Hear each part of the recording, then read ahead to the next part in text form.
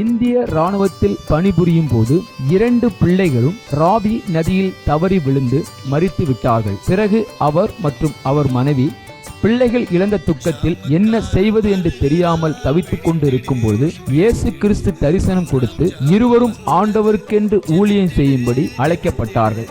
அவர்கள் செய்து வரும் சத்திய வேத ஆராய்ச்சி ஊழியம் ஆண்டவருடைய கிருபையால் வல்லமையாக நடைபெற்று வருகிறது. அவர்கள் கொடுக்கும் ஆண்டவருடைய வார்த்தையை நாம் கேட்போம். இந்திய தேசத்தில் எழுப்புதல் வேண்டும். இயேசு சிந்திய ரத்தம் தெளித்திட வேண்டும். ஆத்தும அறுவடை செய்திட வேண்டும். சீடரை எங்கும் அனுப்பிட வேண்டும்.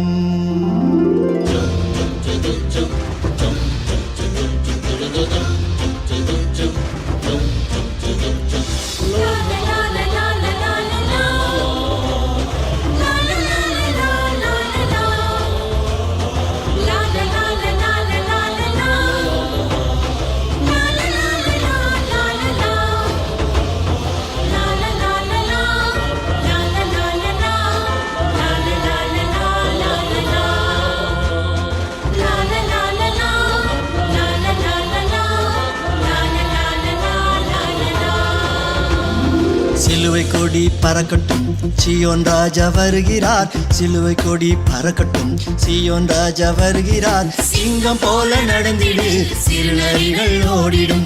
சிங்கம் போல நடந்திடு, சிறுநரிகள் ஓடிடும். இந்தியாவில் வாழ்கின்ற மக்கள் ஒன்று கூடணும். இந்தியாவில் வாழ்கின்ற மக்கள் ஒன்று கூடணும். இமய முதல் குமரி வரை ஜெபாவி பொழியணும். இமய முதல் குமரி வரை ஜெபாவி பொழியணும்.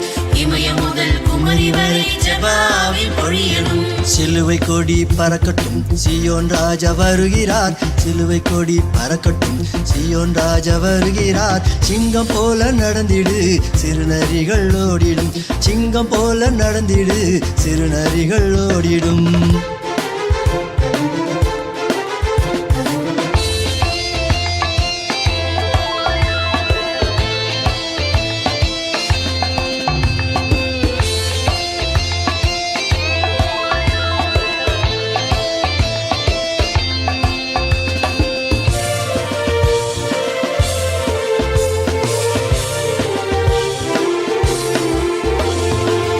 வறுமை பாவத்திலே சாகும் ஜனத்தை மீட்கணும்.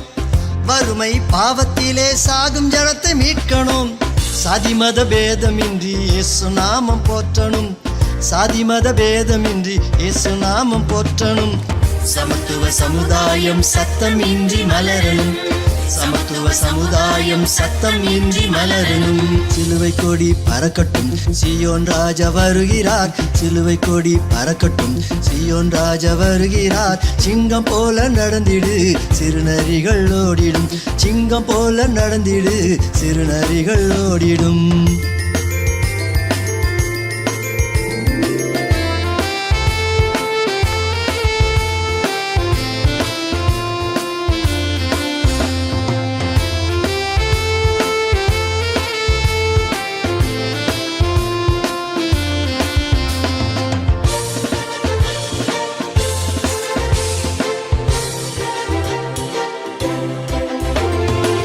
சீடனும் ஜாமக்காரன் யுத்த வீரன் எழுமனும். சீடனும் ஜாமக்காரன் யுத்த வீரன் எழுமனும். நாடெங்கும் நற்செய்தி திருவசனம் விதைக்கணும். நாடெங்கும் நற்செய்தி திருவசனம் விதைக்கணும். நாளிடம் எங்கும் இயேசு திருநாமம் தொனிக்கணும். நாளிடம் எங்கும் இயேசு திருநாமம் தொனிக்கணும். சிலுவை கொடி பறக்கட்டும், சீயோன் ராஜா வருகிறார். சிலுவை கொடி பறக்கட்டும், சீயோன் ராஜா வருகிறார். சிங்கம் போல நடந்திடு, சிறுநரிகள் ஓடிடும். சிங்கம் போல நடந்திடு, சிறுநரிகள் ஓடிடும்.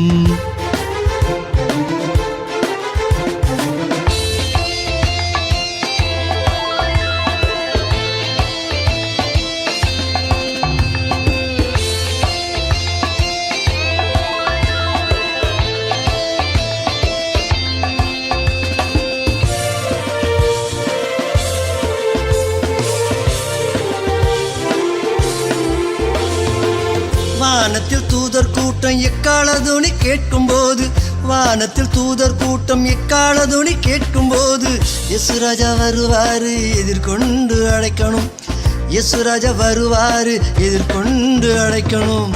பரிசுத்த கூட்டமாக பரலோகம் போகணும், பரிசுத்த கூட்டமாக பரலோகம் போகணும்.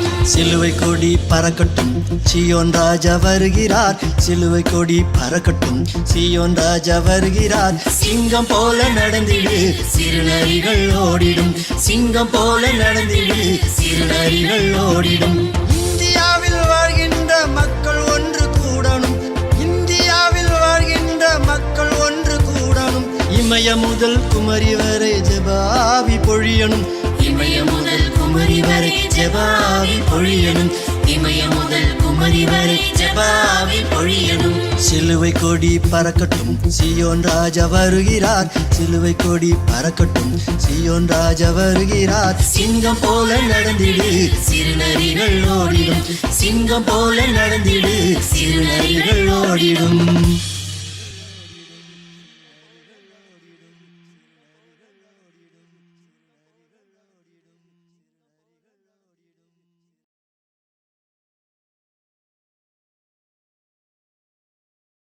நேரத்திற்குள்ளாக நாம் வந்திருக்கிறோம். எல்லாரும் கண்களை மூடி ஆண்டவருடைய வார்த்தையை நாம் கேட்க போகிறோம்.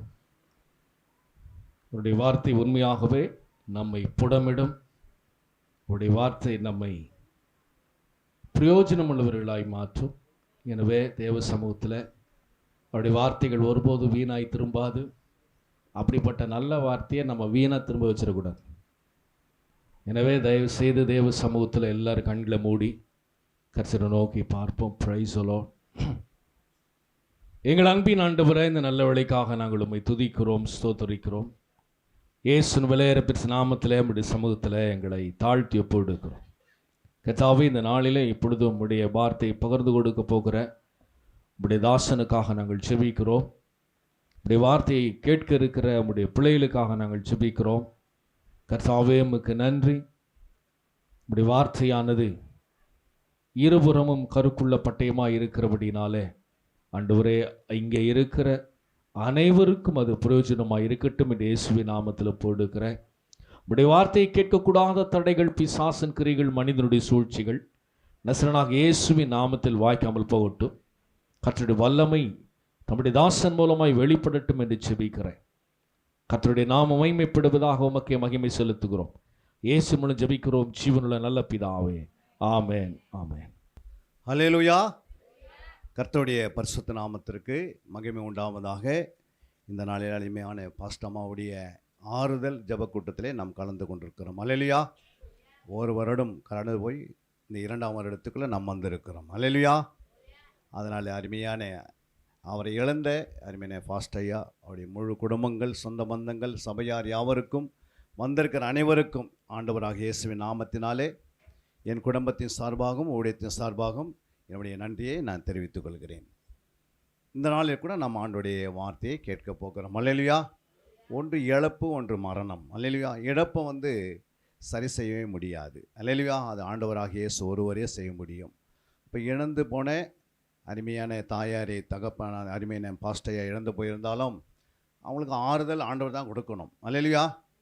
ஆறுதலான வசனங்கள், சத்தியங்கள், அவருக்கு ஏற்ற ஜெபிக்கிற ஒரு கூட்டம் இருக்க வேண்டும். அல்லேலூயா. அப்படி இருக்கிறது. நீங்களாம் அவங்களுக்காக நல்ல ஜெபம் பண்ணுங்க. அவர் விட்டு போன அந்த ஊழியங்களை, அந்த அம்மா விட்டு போன ஊழியங்களை நாம் மறுபடியும் என்ன செய்யணும்? பரிபூரணமாக செய்யணும். அல்லேலூயா. ஏன்னா சில ஊழியங்கள் இருக்கும்.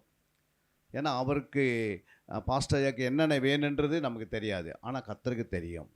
புரியுதுங்களா? அதனால் இந்த ஊழியம் பரிபூரணமாய் நிறைவேற உங்களுடைய எல்லாருடைய ஜபங்கள் அதிகமாக தேவைப்படுகிறது.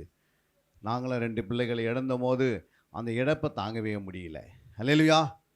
அப்போது அந்த அம்மா எத்தனை நாள் வாழ்ந்திருந்தாலும் கூடவே வாழ்ந்து போகும்போது அந்த இழப்பை யாராலுமே என்ன பண்ண முடியாது, சரி செய்ய முடியாது. கர்த்தர் ஒருவர் தான். ஆனால் மரணம் என்பது எல்லாருக்குமே வரும். மரணம் என்பது ஒரு ஆத்மாவையும் சரீரத்தை பிரிக்கிற இடத்துக்கு பேர் தானே அது மரணம். அல்லேலூயா. அதனால் கர்த்தர் அவர்களை பரலோகத்திலே முன்னறிந்து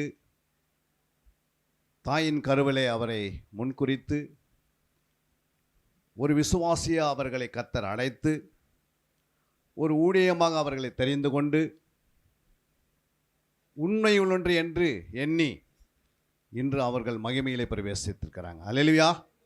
அதில் மகிமையிலே இருக்கிறாங்க. ஒரு பவலும் என்ன பண்ண முடியாது, அவங்க இளைப்பாறுகிறார்கள் 3வது வானத்தில். ஒரு நாள் நம்ம அங்கே போய் என்ன பண்ண போகிறோம், ஆண்டுடைய வருகை தாமதித்தால் நிச்சயமாக ஆண்டவர் என்ன செய்வார், நாம் அங்கே போய் என்ன பண்ண போகிறோம், இளைப்பாற போகிறோம். அல்லேலூயா. அதனால் எல்லாருக்குமே மரணம் வரும். ஏன்னா இந்த ஆத்மா இந்த சரீரத்தை விட்டு வெளியே வரணும்னா அதுக்கு ஒரு மரணம் வேண்டும். புரியுங்களா? அந்த மரணம் தான் நித்தியத்துக்குள்ளே நாம் போவதுக்கு வழிவாசி திறக்கிறது. அல்லேலூயா. அதான் நம் நித்தியத்துக்கு போவதுக்காக நாம் என்ன செய்ய வேண்டும், சில வார்த்தை கொண்டு ஆவியார் நம்மோட சுருக்கமாக ஒரு 50 நிமிடத்திலே நாம் முடிக்க போகிறோம். எத்தனை பேர் அந்த வசனத்தை கேட்க ஆயத்தமாக இருக்கிறீங்க? நித்தியத்துக்குள்ளே போவதுக்கு ஃபஸ்ட்டு ஜெயமுள்ள வாழ்க்கை வாழணும். அல்லேலூயா. பாருங்கள், அந்த அம்மா சொன்ன தொற்காலை போல் என்ன பண்ணியிருக்கிறாங்க, நற்கிரிகளை செய்து கொண்டு வந்திருக்கிறாங்க. எப்படி செய்துக்கிறாங்க? நற்கிரிகளை. அதனால் மரித்தாலும் பிழைப்பார்கள். நம்ம நற்கிரிகளை செய்வதற்காக கர்த்தர் நம்ம என்ன பண்ணார், அழைச்சிருக்கிறார். அல்லேலூயா. அதனால் ஒரு நாள் நம்ம என்ன பண்ணக்கூடாது, பின்னிட்டு போகக்கூடாது. நீ எந்த சபையில் இருந்தாலும் அந்த சபையினுடைய மேய்ப்பனுக்கு எல்லாவற்றிலும் என்ன பண்ணோம், கீழ்ப்படிந்து அவனுடைய விசுவாசத்தை பின்பற்றென்று எபிரேயர் 13ஆம் அதிகாரம் 7ஆம் வசனத்திலையும் 17ஆம் வசனம் வாசிக்கிறோம். அப்போ உங்களுடைய மேய்ப்பருக்கு என்ன பண்ண, நல்லா நீங்கள் வார்த்தை கீழ்ப்படியணும், அவனுடைய விசுவாசத்தை பின்பற்றி நடந்தால் நிச்சயமாகவே ஜெயமுள்ள ஒரு வாழ்க்கையை நம்ம என்ன பண்ண முடியும், வாழ முடியும். அல்லேலூயா. அதனால தான் முதலாவது நம்ம என்ன செய்யணும், வாசிக்கலாம் அந்த வசனத்தை. எபிரேயர் 13ஆம் அதிகாரம் 7ஆம் வசனத்தை வாசிங்க. தேவ வசனத்தை உங்களுக்கு போதித்து உங்களை நடத்தி வந்தவர்களை நீங்கள் நினைத்து அவர்களுடைய நடக்கைகளின் முடிவை நன்றாய் சிந்தித்து அவர்களுடைய விசுவாசத்தை பின்பற்றுங்கள். அல்லேலூயா. தேவ வசனத்தை உங்களுக்கு போதித்து உங்களை நடத்தினவர்களை, அப்படின்னா யாரு, பாஸ்டர் என்ன பண்றாரு, உங்களை நடத்தினவர்கிறார். அல்லேலூயா. நடத்தினவர்களை நீங்கள் நினைக்கணும். அடிக்கடிக்கு என்ன பண்ணணும், அவருக்காக ஜெபிக்கணும், அவருக்காக தன்னுடைய பணத்தினால பொருளாதாரத்தில் என்ன செய்யணும், தாங்கணும். அல்லேலூயா. 3ஆவதாக அங்கே சொல்லப்பட்டிருக்கிறது, அவர்களுடைய நடக்கின் முடிவை என்ன பண்ணோம், நன்றாய் சிந்திக்கணும். அல்லேலூயா. அவர் எப்படி நடந்து கொண்டு வருகிறார், இந்த அளவுக்கு ஊழியத்தில் ஆண்டு கொண்டு வந்திருக்கிறான்னா சாதாரண வர முடியாது. ஊழியனாவே பிசாசுக்கு பயம் வருகிறது. அல்லேலூயா. ஒன்று ஊழியக்காரர் பார்த்தா அவனுக்கு பயம், 2வது விசுவாசிகளை பார்த்தாலும் பயம். ஆனால் இந்த ஊழியத்தை அவர் நிறைவேற்றும் போது அவருக்காக என்ன செய்யணும், நீங்கள் அதை சிந்திக்கணும். அல்லேலூயா. அவருடைய நடக்கையின் முடிவை நன்றாய் சிந்தித்து அவர்களுடைய விசுவாசத்தை பின்பற்றுங்கள். அல்லேலூயா. அப்போ நம்ம எல்லாமே என்ன செய்யணும், உங்களுடைய மேய்ப்பருடைய விசுவாசத்தை பின்பற்றி வர வேண்டும். மேய்ப்பரமா இல்லை இங்கே, ஆனால் அவங்களுடைய விசுவாசம் நீங்கள் எல்லாமே சாட்சி கொடுத்தீங்க. அந்த சாட்சியில் அந்த அவங்களுடைய சாட்சி வெளிப்பட்டது. அல்லேலூயா. ஒரு குழந்தைய போல இருந்திருக்கிறாங்க. அல்லேலூயா. அப்போ ஒரு குழந்தையின் இருதயம் அந்த மக்கள் என்ன பண்ணியிருக்கு, உருவாக்கப்பட்டிருக்கிறது. அல்லேலூயா.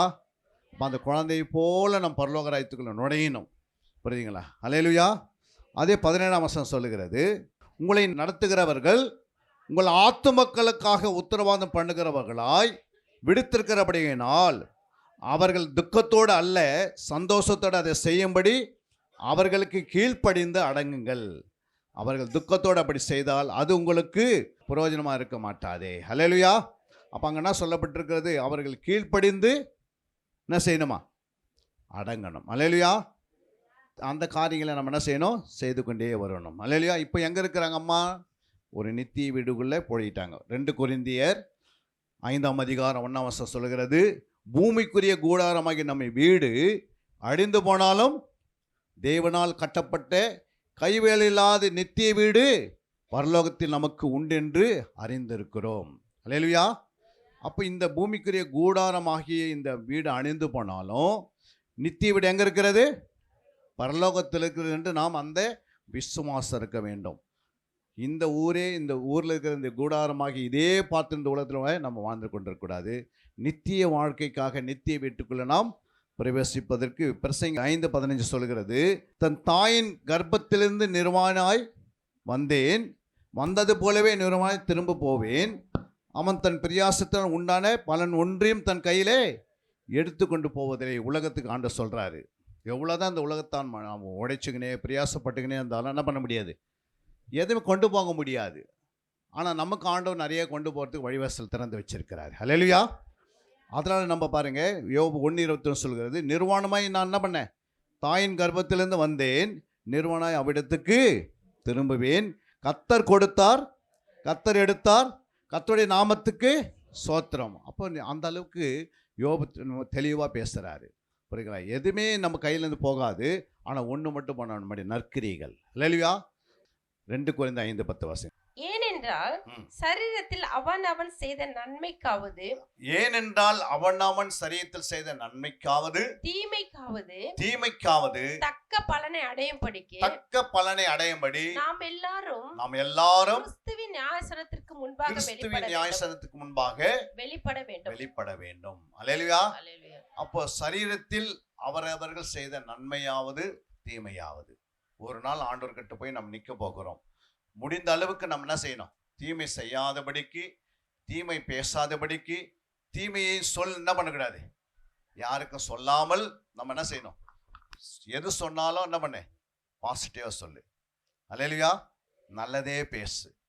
இருக்கிற வரைக்கும் பூமியில் எவ்வளோ நாள் நீங்கள் வாழ போகிறீங்களோ அத்தனை நாளுக்கு என்ன பேசு, நல்லதே பேசு. கெட்டதுக்கு சான்ஸே இல்லைன்னு ஒன்று என்ன பண்ணும், ஒரு முடிவு எடுக்கணும். அப்படின்னா அவனை உன் வாழ்க்கையில் எத்தனை விதமான போராட்டம் வந்தாலும் அவமானம் வந்தாலும் கர்த்தர் உங்களோட இருந்து ஜெயிப்பார். அல்லேலூயா. நீங்கள் ஜெயிக்கிறவளா மாறி விடுவீங்க. அப்போது அங்கே சொல்லப்பட்டிருக்கிறது, தீமையானாலும் நன்மையானாலும் ஆண்டவருக்கு என்ன பண்ண, ஒரு நாள் கணக்கு ஒப்பி வைக்க வேண்டும். அதனால் நம்முடைய வாழ்க்கையில் என்ன செய்யணும், நன்மைகளே செய்யணும், நற்கிரிகளே செய்யணும், நீதிக்குரிய காரியங்களே செய்யணும், உண்மையே பேசணும், உத்தமமாய் வாழணும், சத்தியத்தை பேசணும், ஆத்ம ஆதாயம் செய்வதற்கு ஜெபிக்கணும். 4 பேருக்கு போய் என்ன பண்ணணும், சாட்சியாக ஜீவித்து யாருக்கும் இடரலாத ஒரு வாழ்க்கை வாழ்ந்துட்டு போயிடணும். அல்லேலூயா. மரணம் எல்லாருக்குமே சந்திக்கும். அது ஒரு நாள் யாரையும் என்ன பண்ணாது, விட்டு விடாது. அதனால் நம்முடைய வாழ்க்கையில் தீமை செய்து கசப்பு உண்டாகப்பட்டு பலவீனப்பட்டு சோர்ந்து போய்கின்னு இதெல்லாம் நம்ம செய்ய வேண்டிய அவசியமே இல்லை. 2 கொரிந்தியர் 4:16 சொல்லுகிறது, ஆனபடியினாலே நாங்கள் சோர்ந்து போவதில்லை, எங்கள் புறமான மனுஷன் அழிந்தும் உள்ளான மனுஷனானது நாளுக்கு நாள் புதிதாக்கப்பட வேண்டும். அல்லேலூயா. அப்போ வெளியிருக்கிற மனுஷன் என்ன செய்யணும், அழிந்து போகணும். அல்லேலூயா. அழிந்து போகணும். உள்ளே இருக்கிற கசப்பு அழியணும், கோபங்கள் அழியணும், எரிச்சல் அழியணும். தேவையில்லாத காரியங்களாம் அப்படியே சேர்த்து மூட்டை கட்டின்னு வச்சுருந்தீங்கன்னா வரிகளும் போக முடியாது. அல்லேலூயா. இதெல்லாம் முற்றிலும் அழிப்பதுக்கு தான் இயேசு ரத்தத்தை சிந்தி வேதத்தை எழுதி கையில் கொடுத்து பரிசுத்தவனை அனுப்பி ஒரு மேய்ப்பனை கையில் கொடுத்து இந்த பூமியில் நமக்கு ஆலயத்தை கட்டி கொடுத்து ஒரு 20-25 வருஷம் வாழறோம். அல்லேலூயா. மிஞ்சி போனால் ஒரு 40 வருஷம் வரைக்கும் சர்ச்சுக்கு வருவாங்க. அப்புறம் 60 ரட்சிக்கப்பட்டு இருந்தாங்கன்னா அவங்க ஒரு 20 வருஷம் வரலாம். மிஞ்சி போனால் ஒரு 25 வருஷம் கூட வரலாம். 40 ரட்சிக்கப்பட்டால் ஒரு 40 வருஷம் வரலாம். ஆனால் நம்ம எப்படி வாழுகிறோம் புரியுங்களா? நம்முடைய புறம்பான மனுஷனை நாளுக்குன்னா என்ன பண்ணோம், புறம்பான மனுஷன் புதியதாகணுமா? புறம்பான மனுஷன் ஆதாம், உள்ளான மனுஷன் ஆண்டவராக இயேசு கிறிஸ்து. இந்த உள்ளான மனுஷனை நாளுக்குன்னு என்ன பண்ணணும், புதிதாக்கணும். நீங்கள் தான் ஃப்ரெஷ்ஷாக மாற்றணும். சும்மா புதிதாகுமா? புரியுதுங்களா? வேதத்தை வாசிக்கணும், தியானிக்கணும், தேடி வாசிக்கணும், ஆராய்ந்து வாசிக்கணும், இரவு பகலும் வாசிக்கணும், விடாமல் வாசிக்கணும், முயற்சி செய்யணும். வார்த்தைகள் ஜீவன் இருக்கிறது. அந்த ஜீவன் மனுஷனுக்கு ஒளியாக இருக்கிறது. அந்த ஒளி நமக்கு வெளிச்சமாக உண்டாகிறது. அல்லேலூயா.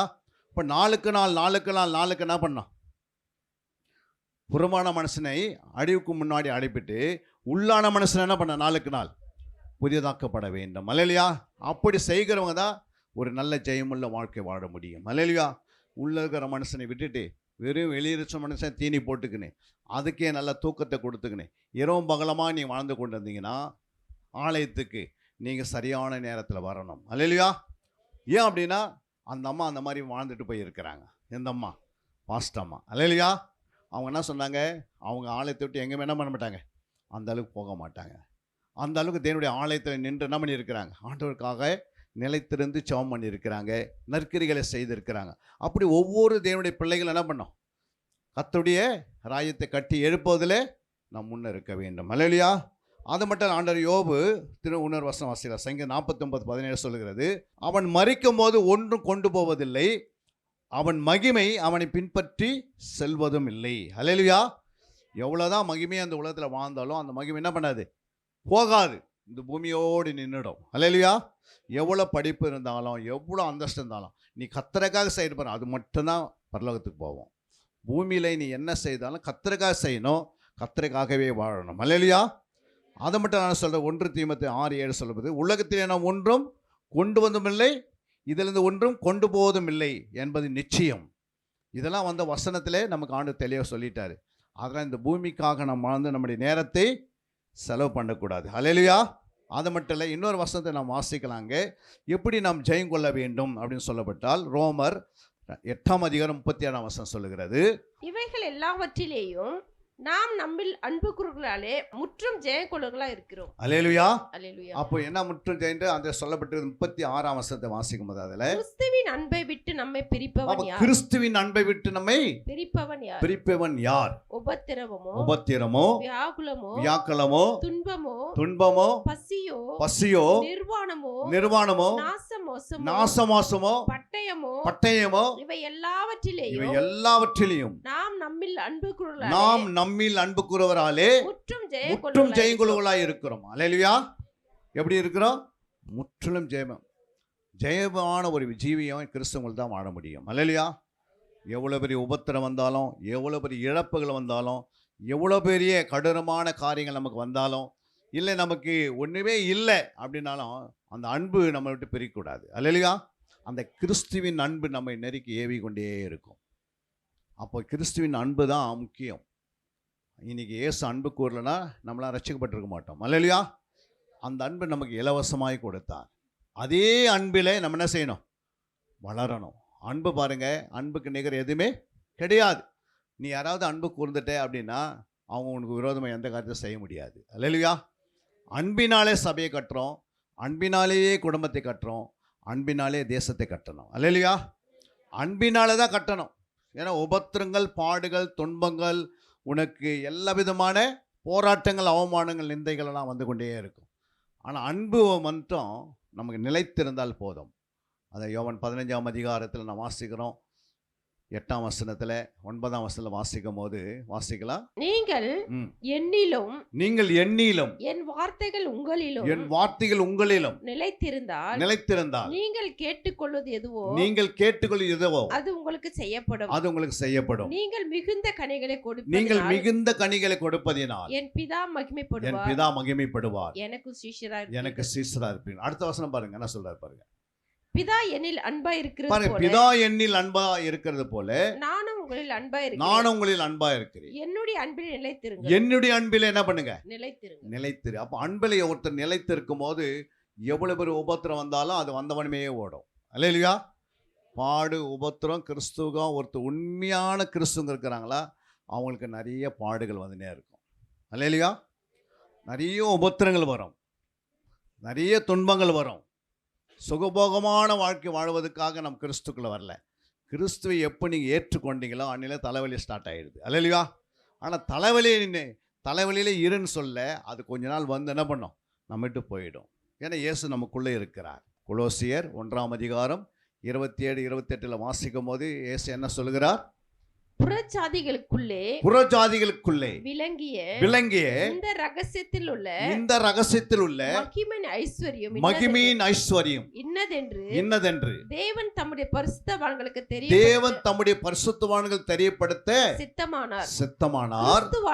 கிறிஸ்துவானவர் மகிமையின் நம்பிக்கையாக உங்களுக்குள் இருப்பதே அந்த ரகசியம். எந்த மனுஷனையும் போதும். அப்போ உங்களுக்குள் இருப்பதே, அப்போ இயேசு எங்கே இருக்கிறாரு?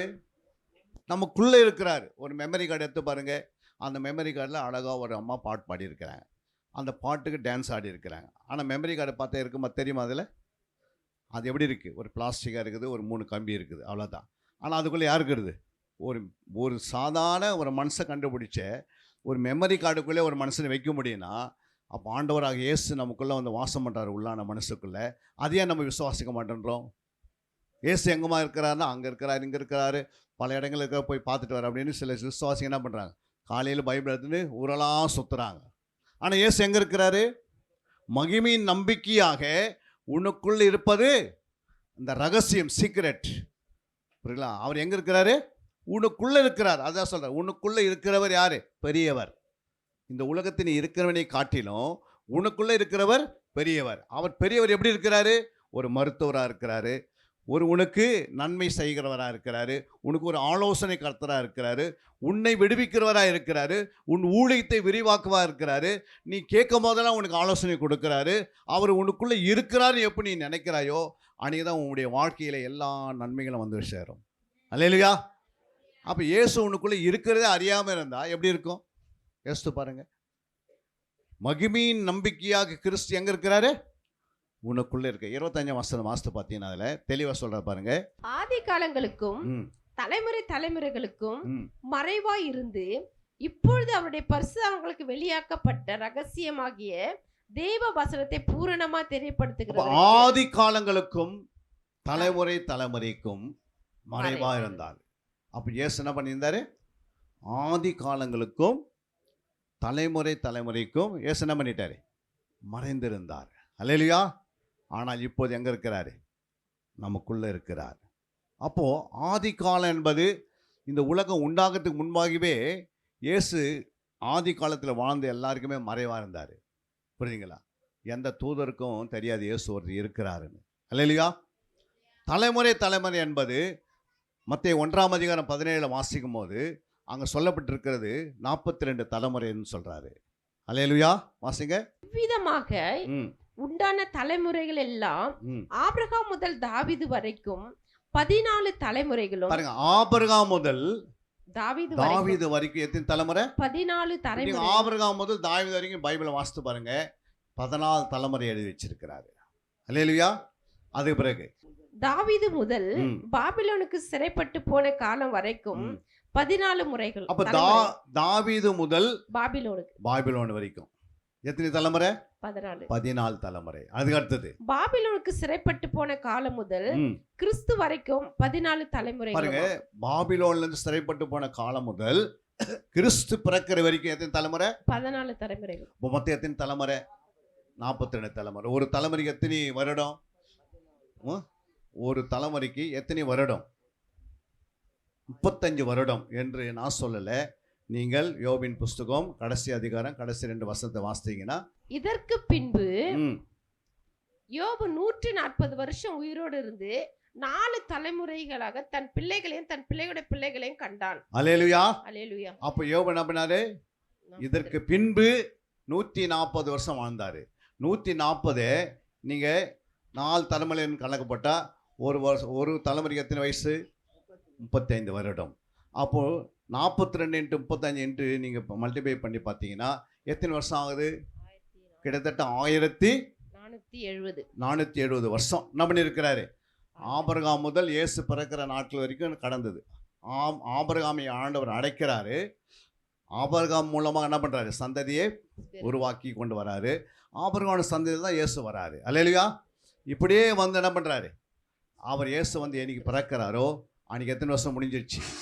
1470 வருஷம் வந்துச்சு. இந்த 1470 வருஷம் வாழ்ந்த யாருக்குமே கிறிஸ்து யாருன்னு தெரியாது. அல்லேலூயா. அவங்க பாக்கியவான்களா நம்ம பாக்கியவான்களா? அவங்க பாக்கியவதியா நம்ம பாக்கியவதியா? யோசித்து பாருங்க. அப்படி சொல்லி தான் கொலோசியர் 1:25 இந்த வருஷத்தை வாசிக்கிறோம்.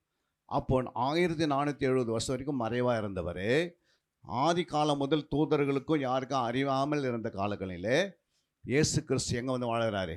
இப்போ நமக்குள்ளே வந்துட்டார். அல்லேலூயா.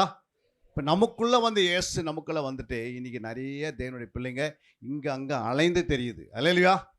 வெறுமையாக இருக்கிறாங்க, எம்டியாக இருக்கிறாங்க, இன்னும் ஆண்டவரை ருசித்து பார்க்கவில்லை. அல்லேலூயா. அப்போ ஆண்டவரை நீங்கள் ருசித்து பார்த்தீங்கன்னா உங்களோட வாழ்க்கையில் எப்படி இருப்பீங்க? வியாதி இல்லாத ஒரு வாழ்க்கை வாழ முடியுமா? வாழ முடியாதா? வாழ முடியும். ஏன் வியாதி வருதுன்னா, எதுக்கு வியாதி வருது? பல பாவங்கள், பலவிதமான பாவங்கள் நமக்குள்ளே வரும்போது வியாதி பெருகுது. இயற்கையினால் வர வியாதி தனி, தேவையில்லாத சாபத்தின் மூலமாக வர வியாதிகள் தனி. தேவையில்ல எல்லாத்தையும் மூட்டை கட்டி நம்மளே வச்சு அடிக்கடி இந்த வியாதிகளையே ஜெபம் பண்ணி சபையில் என்ன பண்ணுது? மேய்ப்பரை என்ன பண்ணுறாரு? வியாதிகளுக்கே ஜெபம் பண்ணி காலம் போயிடுது. அல்லேலூயா. இன்னும் ஆண்டோடைய இருதயத்துக்கு ஏற்ற ஒரு ஜெபம் பண்ணி அநேக ஆத்துமக்கள் சபை கொண்டு வரணும்னா இந்த பாண்டிச்சேரி பகுதியில் ஆத்மாலாம் சபைக்குள்ள நுழையணும்னு தான் ஆண்டவர் சித்தம். எல்லா மக்களும் ரட்சிக்கப்பட வேண்டியது யாரோட சித்தம்? ஆனால் அவங்களாம் எப்போ ரட்சிக்கப்படுவாங்க? கர்த்தர் எவ்வளோ பாரப்படுறாரு, எவ்வளோ கவலைப்படுறாரு, எவ்வளோ வருத்தப்படுறாரு. ஆனால் நம்ம ஜபம் எப்படி இருக்குது? இன்னும் நம்முடைய தலைவலிக்கே இருக்கிறது, இன்னும் நம்முடைய பலவீனங்களுக்கு இருக்கிறது. இயேசு உள்ளே இருக்கும் போது நீங்கள் எப்படி இருக்கணும்? எப்பவுமே எனக்குள்ளே இயேசு இருக்கிறார், வியாதி என்னை அணுகாது, கடன் என்னை அணுகாது, இயேசு எனக்குள்ளே இருக்கிறார், எந்த வறுமை என்னை அணுகாது, எந்த பிசாசு என்னை அணுகாது, எந்த பிசாசின் கிரிகள் என்னை அணுகாது என்று நீங்கள் என்ன பண்ணியிருக்கணும்? அறிக்கை செய்யணும். வாயை திறந்து, வாய் எல்லாத்துக்கும் திறக்கிறோம், ஆனால் எதுக்கு திறக்க முடியல? வியாதி எனக்குள்ளே வராதுன்னு எப்பாவது நீ சொல்லி, இயேசு எனக்குள்ளே இருக்கிறார், வியாதி எனக்குள்ளே வராதுன்னு சொல்லியிருக்கிறீங்களா? எப்பாவது சொல்லியிருந்தா அவங்கள்ட்ட கரங்களை வைத்து ஒரு அலைய சொல்லுங்கள். இயேசு எனக்குள்ளே இருக்கிறதுக்கு என்ன வராது? எந்த வியாதி உன்னை நெருங்காது. அல்லேலூயா. ஏன்னா அவரே பரிகாரி. அவர் உனக்குள்ளே இருக்கும் போது நீ எவ்வளோ ஆசீர்வாதமாக இருக்கணும். இயேசு ஒரு ஆலயத்துக்குள்ளே போகிறாரு. 18 வருஷம் அந்த அம்மா பிசாசனால் கட்டப்பட்டிருக்கிறாங்க. இயேசு உள்ளே போனவருக்கு ஆவி எங்கே போகுது? ஆலயத்தை விட்டு வெளியே போகுது. அப்போது ஒரு ஆலயத்தில் கட்டிடமான ஆலயத்தில் கூனியாக இருந்த 18 வருஷம் அந்த ஒரு அம்மா அங்கே 17 வருஷம் கூனியாக இருக்கிறாங்க. நியாயப்பிரமாண புத்தகத்தை போதித்து கொண்டிருக்கிறாங்க. யாருக்குமே எப்படி என்ன இல்லை. அப்போது நான் இயேசு உள்ளே வராரு. அப்போ அந்த அம்மா யார்? அந்த அம்மா எப்படி இருக்கிறாங்க? கூனியாக இருக்கிறாங்க. அப்போ கூனியாக இருக்கிற மனுஷன் கூனியாவே வாழ்ந்துட்டு போனாங்களா? இல்லை அவங்களுக்குள்ளே இயேசு உள்ளே வந்திருக்கு, அவங்க மேலே இருக்கிற அசுத்தாய் போச்சா போலியா? அவங்களுக்கு சுகம் உண்டாச்சா இல்லையா? ஏன் உண்டாச்சு? இயேசு உள்ளே வந்துட்டார். அப்போ ஒரு ஆலயத்தில் வரும்போதே அந்த அம்மா கூனியாக இருக்க நிமிர்ந்து நடக்க முடியும்னா, இன்னைக்கு இயேசு நமக்குள்ளேயே வந்துட்டார். இன்னும் நம்ம கூனியாகவே இருக்கிறோம், இன்னும் பலவீனமாக இருக்கிறோம், இன்னும் சோர்வாக இருக்கிறோம், இன்னும் அப்படியே அதே வார்த்தை தான். புரியுதுங்களா? இயேசுவின் வார்த்தை ஒன்றும் வரைய மாட்டேன் அந்த வாயில். அல்லேலூயா. இயேசுவை நம்ம இன்னொரு ஒரு நாள் வெட்கப்பட்டு போகிறோம், நம்ம எல்லாருக்கும் சொல்லணும். ஆனால் அந்த விசுவாசம் 100 மடங்கு நமக்குள்ளே என்ன இருக்கணும்? விசுவாசம் இருக்கணும். புரியுங்களா? இயேசு உள்ளே இருக்கிறான்னு அந்த விசுவாசம் யாருக்குள்ளே இருக்குதோ அவங்க மரித்தாலும் பிழைப்பார்கள். அல்லேலூயா. அவர்கள் மரித்தாலும் இளைப்பாறுகள் போயிடுவாங்க. இந்த விசுவாசம் உனக்குள்ளே இருந்தால் போய் நீ பேசவே முடியாது. இந்த விசுவாசம் உனக்குள்ளே இருந்தால் நீ யாரையும் ஏமாற்ற முடியாது. இந்த விசுவாசம் உனக்குள்ளே இருந்தால் யாரையும் என்ன பண்ண முடியாது? வஞ்சிக்க முடியாது. புரியுங்களா? உனக்குள்ளே இருக்கிற இயேசு உண்மை உள்ளவர், சத்தியம் உள்ளவர். அவர் நேற்றும் இன்று என்றும் மாறாதவர். அவர் உனக்குள்ளே இருக்கும்போது நீ விடுதலோடு வாழ்வ. உன் வாழ்க்கையில் எப்படியாப்பட்ட உபத்திரம் வந்தாலும் இயேசு உன்னை தாங்கக்கூடிய பலன் கொடுத்துனே இருப்பார். ஆவியன் உன்னை நிரப்பினே இருப்பார். அந்த அபிஷேகம் உன்னை என்ன பண்ணும்? பலப்படுத்தினே இருக்கும். வாழ்க்கையில் நீ முன்னே இருப்ப. உன்னை பார்க்குறவங்க உன்னை பார்க்குறவங்க அவங்க வெட்கப்பட்டு போவாங்க, ஆனால் நீ வெட்கப்பட்டு போக மாட்டேன். அந்த அளவுக்கு உன்னை என்ன பண்ணுவார்? ஆண்டவர் உன்னை உயர்த்திக்கினே இருப்பார். அல்லேலூயா. அவருடைய நாமம் மகிமைப்படுவதாக. அல்லேலூயா. இயேசு நாமம் நமக்குள்ளே இருக்கிறது. அதனால் எதை குறித்து நீங்கள் கவலைப்படாதீங்க. நமக்கு ஒரு நித்திய வாழ்க்கை இருக்கிறது. ஆனால் உலகத்தில் மரிச்சனா நரகத்துக்கு போயிடுவாங்க. அல்லேலூயா. அவங்களுக்கு நம்ம சாட்சியாக வாழ்ந்து ஒரு ஆத்மா திருப்புவதற்கு எப்படியாவது ஒரு வருஷம் கடினமாக என்ன பண்ணோம்? ஜெபிக்கணும். ஜெபிக்கிற வேலை யாருடைய வேலை? நம்முடைய வேலை. ஜெபிக்காத கர்த்தர் எந்த காரியத்தை செயல்படுத்தவே முடியாது. அல்லேலூயா. ஜெபம் பண்ணும்போது தான் பரலோகம் இறங்கி வேலை செய்யுது. கொர்நேல் ஜெபம் பண்ணுறாரு, கொர்நேல் தானம் பண்ணுறாரு, பரலோகம் தானாகவே வேலை செய்யுது. புரியுங்களா? சொல்கிறாங்க, நீங்கள் ஜெபித்த அந்த ஜெபம் எங்கே வந்துச்சா? பரலோகம் வந்துடுச்சு. இன்றைக்கி ஜெபிக்கிற விசுவாசிகள் சபையில் என்ன பண்ண ரொம்ப குறைவு. புரியுங்களா? 8 மணி நேரம் நீ படுத்து தூங்கு, 8 மணி நேரம் வேலைக்கு போ, 4 மணி நேரம் உடைய சொந்த வேலையை பாரு. ஒரு 4 மணி நேரம் நான் ஜெபிக்கிற வீராங்கனையா நீ எழுமணுன்னா இந்த பட்டணத்தில் ஆத்மா எல்லாம் எங்கே வரும்? தேவனை தேடி வரும். அல்லேலூயா. தேவனால் கூடாத காரியம் ஒன்றுமே இல்லை. ஜெபம் சாத்தானுக்கு உண்டாகிற கோமா ஸ்டேஜ். எவ்வளோ ஜெபிக்கிறீங்களோ அவன் இந்த ஏரியாவுக்கு வரமாட்டான். புரியுங்களா? ஆவிகளை துரத்துற வேலை தான் நம்முடைய வேலை, தவிர ஜெபத்தினால் துரத்த முடியும். அல்லேலூயா. எங்கு ஜெபாவி பெருகுதோ அங்கே சபை பரிசுத்தமாகிறது. எங்கு ஜெபாவி பெருகுதோ அந்த குடும்பம் பரிசுத்தமாக இருக்கிறது. யாருக்குள்ளே ஜெபாவி இருக்கிறதோ அந்த தனிப்பட்ட வாழ்க்கையிலே பரிசுத்தம் பெறுகிறது. எங்கே ஜெபத்தினுடைய அளவு பெருகிறதோ அந்த தேசத்தில் ஆத்மா பெருகி சபையில் நிரப்பப்படுகிறது. அந்த ஒரு ஜெபம் பண்ணுவதற்காக கர்த்தர் நம்ம என்ன பண்ணியிருக்கிறார்? பரிசுத்தாவி நம்ம மேலே ஊற்றப்பட்டிருக்கிறாரு. அந்த ஆவியை பெற்றுக்கொண்டவங்க ஜெபத்தில் எப்படி இருக்கணும்? இரவும் பகலும் ஜெபிக்கணும். அல்லேலூயா. 1 மணி நேரம் 2 மணி நேரம் நீ முழங்கால் பட்டு ஜெபம் பண்ணி பாருங்க, சபை நிரம்பினே இருக்கும், ஆசீர்வாதம் பெருகினே இருக்கும், சபையினுடைய அளவுகள் பெருகும். ஏன் நம்ம அதே நிலைமையில் இருக்கிறோன்னா கிறிஸ்து நமக்குள்ளே இருக்கிறதே நான் மறந்துடுறோம். அல்லேலூயா. அப்போ கிறிஸ்து நமக்குள்ளே இருக்கும்போது கிறிஸ்து என்ன செய்கிறாரு? நம்முடைய அனைத்து தேவைகளை பரிபூரணமாக சந்திக்கிறாரு. அவரால் ஆகாத காரியம் ஒன்றுமே இல்லை. அல்லேலூயா. இன்னொரு காரியத்தை நம்ம பார்க்கலாங்க. அங்கே சொல்லப்பட்டிருக்கிறது, அழியாமையும் சாவையையும் தரித்து கொள்ள வேண்டும். நம்ம என்ன செய்யணும்? அழியாமையும் சாவாமையும் தரித்து கொள்ள வேண்டும் என்று சொல்லப்பட்டது. 1 கொரிந்தியர் 15:53 வாசிக்கும் போது, அழிவுள்ளதாகிய இது அழியாமையும் சாவுக்கு ஏதுவாகிய இது சாவாமையும் தரித்து கொள்ள வேண்டும். அல்லேலூயா. அல்லேலூயா. பாருங்க, 2 காரியங்கள் நமக்குள்ள எப்பவுமே என்ன செய்யணும்? தரித்து கொள்ள வேண்டிய காரியம் இருக்கிறது. 1 அழியாமையும், 2 சாவுக்கு ஏதுவாகிய சாவாமையை நம்ம தரித்து கொள்ளும் போது, அது எப்படி நம்ம தரித்து கொள்கிறோம் அப்படின்னு பார்க்கும்போது 2 கொரிந்தியர் 5:2 வாசிக்கிறோம். ஏனில் இந்த கூடாரத்திலே நாம் என்ன பண்றோம்? தவித்து நம்முடைய பரம வாசஸ்தலத்தை தரித்து கொள்ள மிகவும் வாஞ்சி உள்ளவர்களாக இருக்கிறோம். அல்லேலூயா. அப்போ பரம வாசஸ்தலத்தை நமக்குள்ள என்ன பண்ணோம்? பரலோகத்திற்குரிய காரியங்களை நம்ம அதிகமாக என்ன செய்யணும்? நம்முடைய ஆவி ஆத்மா சரீரத்தை தரித்து கொண்டு அவருடைய சித்தத்தை செய்ய வேண்டும். அல்லேலூயா. 1 யோவான் 3:2 சொல்கிறது, பிரியமானவர்களே, இப்போது தேவனுடைய பிள்ளைகளாய் இருக்கிறோம், இனி எவ்விதமாய் இருப்போம் என்று இன்னும் வெளிப்படவில்லை. ஆகிலும் அவர் வெளிப்படும் போது அவர் இருக்கிற வண்ணமாகவே நாம் அவரை தரிசிப்பதினால் அவருக்கு ஒப்பாக இருப்போம் என்று அறிந்திருக்கிறோம். அப்போ ஒரு நாள் ஆண்டவர் என்ன செய்யணும்? நம்ம தரிசிக்க போகிறோம். அல்லேலூயா. இருதயத்தில் சுத்தமுள்ளவர்கள் பாக்கியவான்கள் தேவனை. அப்போ இருதயத்தை எப்பவுமே நீங்கள் எப்படி வச்சிருக்கணும்? பரிசுத்தமாக வைத்திருக்கணும். நம்முடைய இருதயத்தில் எந்த விதத்திலையும் உலகத்தில் இருக்கிற கரைகள் நமக்குள்ள இருதயத்தில் வரக்கூடாது. உன் சட்டை மேலே துணி, உன்னுடைய உடையின் மேலே சின்ன கரை வந்தால் நம்ம உடனே அதை என்ன பண்ணுறோம்? துணியை மாற்றுறோம், இல்லை அதை துவைக்கிறோம், இல்லை அந்த கரையை எடுக்கிறதுக்கு முயற்சிக்கிறோம். ஆனால் இருதயத்தில் கரை வரும்போது அப்படியே விட்டுட்டிங்கன்னா ஒரே கரை உன்னை எப்படி ஒரு யூதாசு போல பின்வாங்கி வச்சிடும், ஒரு லோத்தின் மனைவி போல, ஒரு அனனியா சப்ரியாளு போல. யோசித்து பாருங்க, சின்ன கரை தான் பெரிய கரையை மாற்றி விட்டுரும். புரியுங்களா? தினந்தோறும் சுத்திகரிப்பு இருக்க வேண்டும். உங்களுடைய வாழ்க்கையில் என்ன இருக்கணும்? சுத்திகரிப்பு. தினந்தோறும் ஜெபம் இருக்க வேண்டும். தினந்தோறும் நம்முடைய வாழ்க்கையில் வேத வாசிப்பு இருக்கணும். தினந்தோறும் நம்முடைய வாழ்க்கையில் என்ன பண்ணணும்? தேவனை நோக்கி பார்க்கணும். அல்லேலூயா. அனுதினம் சபையில் என்ன பண்ணணும்? ஓடி வந்து 1 மணி நேரமாவது நீ ஜெபிக்கணும். இப்படி நீ ஜெபம் பண்ணிங்கன்னா அந்த அம்மா சொன்னபடி சாட்சியில் அவங்க நம்ம அந்த ஆறுதல் மீட்டிங்கில் கலந்துருந்தாலும் அவங்களுடைய சாட்சி கேட்கும் போது அவங்களுடைய வாழ்க்கையில் எல்லாமே என்ன இருக்குது? நற்கிரிகள் செய்திருக்கிறாங்க, நல்ல கிரிகளை செய்துட்டு போயிருக்கிறாங்க. அப்படி தான் நம்ம என்ன செய்யணும்? அதை பின்பற்ற வேண்டும். அவனுடைய விசுவாசத்தை பின்பற்ற வேண்டும். புரியுங்களா? ஒரு நல்ல அவங்களுக்குள்ள குழந்தை போல ஒரு இருதயம் உருவாகியிருக்கிறது. நம்முடைய இருதயத்தில் எந்த கள்ளம் கபடில்லாத வாழ்ந்து காட்டணும். அல்லேலூயா. ஆண்டவருக்கு முன்பாக பரிசுத்தம் மிக அவசியம். பரிசுத்தத்தை தான் ஆண்டு கேட்கிறாரு. ஆலயம் பரிசுத்தமாக்குற இடம் ஒரு இடம் தான் ஆலயம். இந்த உலகத்தில் எந்த இடத்துல போனாலும் என்ன பண்ண முடியாது? பரிசுத்தம் மட்டும் ஆக முடியாது. நம்மளை ஞானஸ்தானத்தில் பரிசுத்தமாகிறோம், திருவந்தத்தில் பரிசுத்தமாகிறோம், வசனத்தினால போதிக்கும் போது, பிரசங்கம் பண்ணும் போது, செபிக்கும் போது, துதிக்கும் போது, தேவ பாதத்தில் உபாசிக்கும் போது, இரவெல்லாம் செபிக்கும் போது பரிசுத்தத்தை மேல் இன்னும் பரிசுத்தம். அல்லேலூயா. அவர் வரும்போது இன்னும் பரிசுத்தத்தில் இருக்கணும். புரியுங்களா? அதே கோபத்தில் உட்காந்துருக்கக்கூடாது, அதே ஆதி காலத்தை செய்த பாவத்தை வச்சுன்னு உட்காந்துருக்கக்கூடாது, அதே வெறுப்பாக வரக்கூடாது. எப்போதும் ஒரு புதிய மனசனாக தோட்டத்திலேயே நம்ம வாழ வேண்டும். அல்லேலூயா. இப்படி நீ வாழ்ந்து கொண்டே அந்த உங்களுடைய வாழ்க்கையில் கர்த்தர் உனக்கு கடைசி வரைக்கும் உனக்காக யுத்தம் பண்ணினே இருப்பார். நீங்கள் சும்மா இருப்பீங்க. அல்லேலூயா. அவருடைய ராஜ்யம் கட்டப்பட்டுனே இருக்கும்.